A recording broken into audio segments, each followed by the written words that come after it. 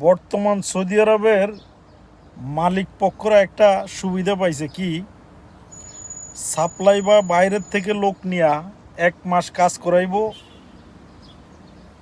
খাওয়ার পয়সা দিব, এরপরে বইলা নিব 15 তারিখে বেতন দিব।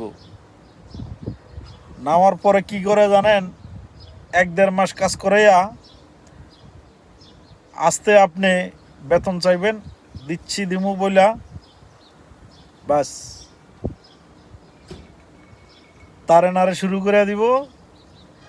তারে নারে শুরু করার পরে আসতে আপনি বিরক্ত হয়ে কাজটা ছেড়ে দিয়ে চলে যাবেন।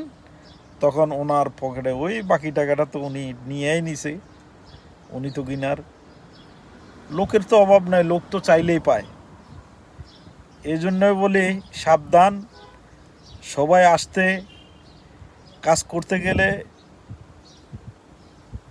চিন্তা ভাবনা কইরা টাকা টুকা পাবেন কিনা, লোক কেমন, সব কিছু যাচাই বাছাই কইরা তারপরে ঢুকবেন। এর আগে ঢুকেন না, আমার ওপিনিয়ন।